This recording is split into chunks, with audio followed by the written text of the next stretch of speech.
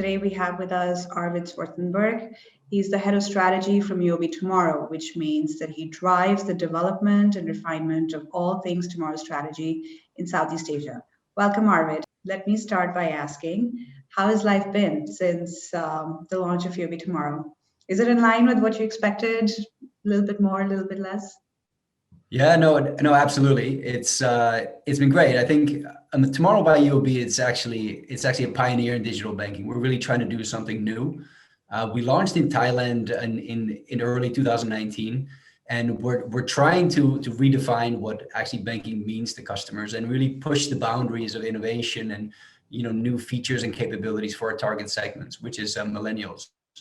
Right. We recently launched in Indonesia too. This is actually despite COVID-19, so the launch was slightly delayed, but we decided to push on because it was really important for our customers actually, because we are digital, and actually that speaks right into the hands of what really people need these days. So in terms of that preparedness, so we were ready. I think obviously we've been going through a pretty challenging time. Customers have been going through a challenging time, but the fact that they can benefit from this fast and fully digital onboarding and actually manage all their financial services and needs online, we think really helps them. Tomorrow is a really fast-paced environment. Like we release an app version every other month across the two countries where we operate, Thailand and Indonesia.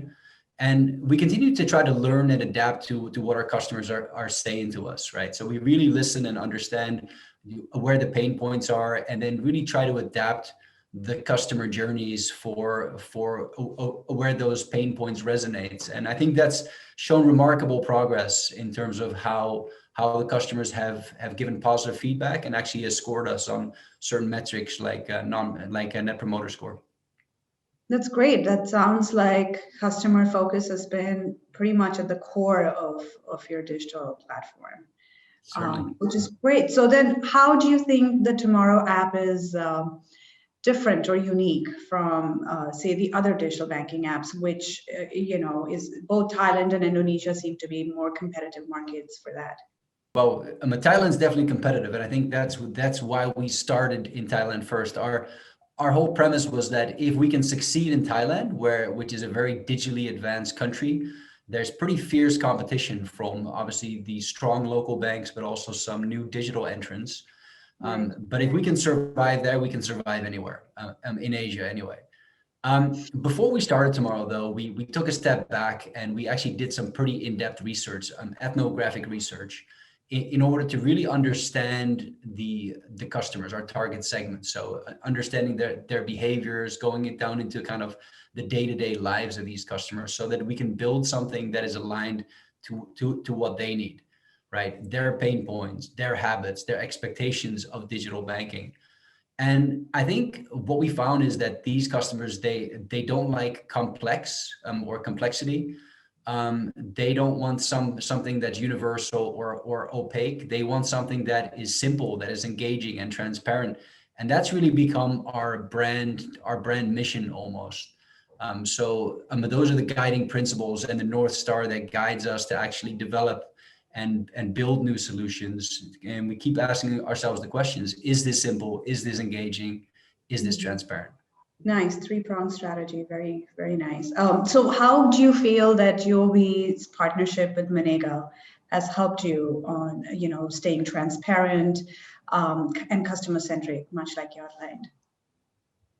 Sure. So I think partnerships as a whole are crucial. I think both from the capability side and also from the business side.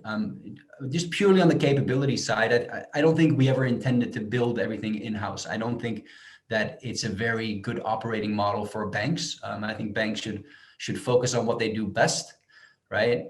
But that said, Tomorrow has been built on a modern microservices architecture, which it provides us the flexibility to adapt quickly and to scale our platform. So integrating with rapid APIs and some of the best of breed partnerships that are there. Meniga obviously being one of them. Meniga powers the Tomorrow's categorization engine. So it basically makes life easier for customers to recognize and categorize their expenditures. And off the back of this, we provide a whole host of different types of insights that give them tailored and a unique content, similar to, let's say, a Facebook feed or something like that, that really enhance their overall banking experience. So that's been really great. And actually, to date, we've actually processed and categorized over 500 million transactions between Tomorrow, a digital group, and also Mighty, the overall UOB app, and that's really just been a really big success story in terms of how we manage overall relationships. I love the sound of that. Thanks for that, Arvid. One final question. So how do you think the end users in Southeast Asia will benefit from all of these state-of-the-art digital solutions, competitive strategy, research that has been put into it versus, say, Europe, America, North Asia? Because we know that and much like you outlined earlier, that the customer base here is very, very unique and different. Sure. So I think the customer stands to benefit a tremendous amount. I think all cross industries and businesses put the customer as the center of their business models. So I think ultimately that is really transparent and drives some of the user experience and so forth. That said, the banking adoption is obviously changing really, really rapidly across Southeast Asia. It's very different from, let's say, America or Europe. Southeast Asia's population, they're young, they're very technology savvy, and that's a huge driver of digital adopting and banking, right? Europe, they obviously had a bit of a different start. I think even now, about 10 years into the whole banking or digital banking boom, they're pretty much branchless. So what's happening in Asia now is that this whole addressing unbanked populations is coming to the forefront. And I think digital banks and some of even the non-banks are playing a big part in actually helping them along from a financial inclusion angle, right? So that's pretty interesting to see. And obviously where some of the digital banking licenses are coming in and trying to focus to capture some of this upwardly mobile segment to cross-sell them banking products.